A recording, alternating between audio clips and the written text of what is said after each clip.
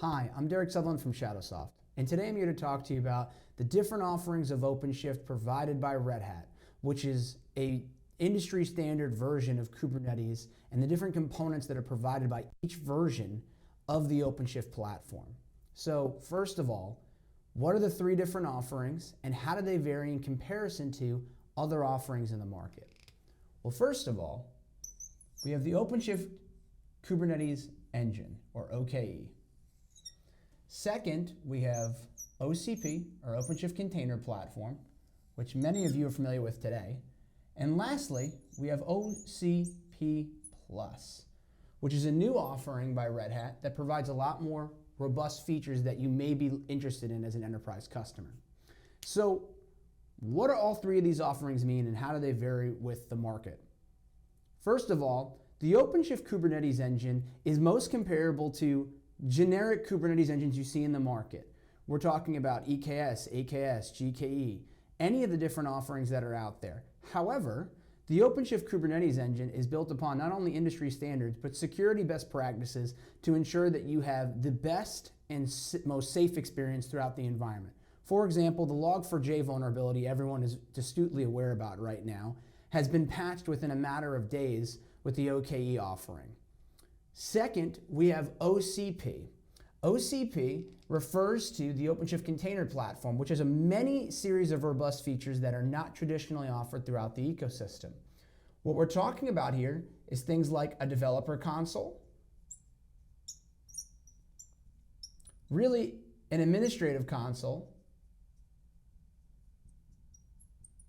and then supported features that make Kubernetes more of what it's required to run in an enterprise, such as an ingress controller via the OpenShift router,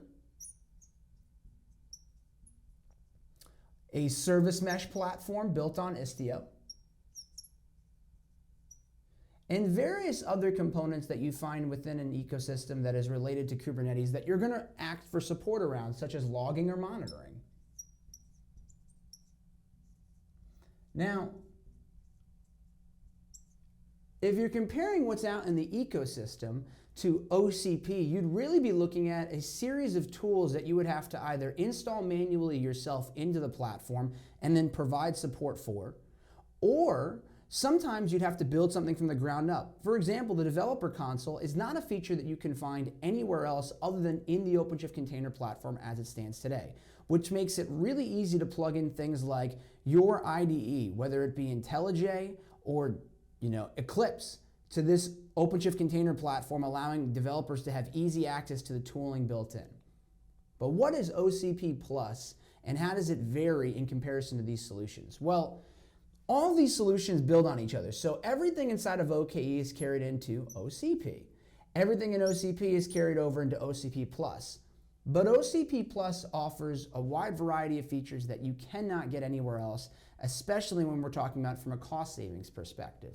Some of these features include runtime protection, which can be thought of as close similarity to intrusion detection in most normal platforms via a new acquisition they made with a company called StackRox. In addition to that, we also get compliancy checking via the Red Hat Compliancy Operator. We also have policy enforcement via OPA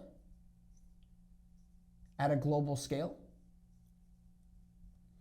And other robust security features, in addition to many data science tools that are going to make you have the ability to use OpenShift in such a way that you'll be able to run data science workloads seamlessly throughout your environment.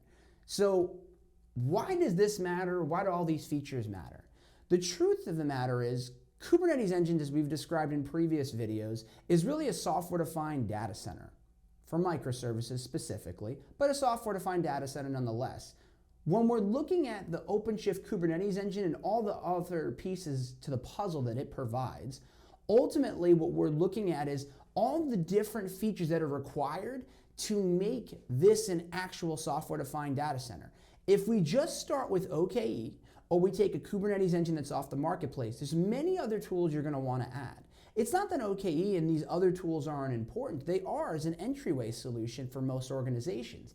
But when an organization wants to run a productionized based system for enterprise workloads, OCP is really going to provide all of the features you need out of the box with only one support company to have to call. Meaning that ultimately, if you have an issue, you aren't going to have to triage multiple support companies to figure out who's going to fix your problem and when it's going to get addressed, adding more complexity and time to the problem that you already have. So what's the other benefit of this? All this is bundled in at one price that ultimately lets you purchase all of this for only on a per node basis as it relates to your worker nodes. In other words, your control plane nodes and infrastructure nodes, you don't have to worry about paying for. And there is one additional feature that I didn't add up here that is quite important. Additionally, you also get data. And by that I mean the data system that allows you to put storage inside of your environment.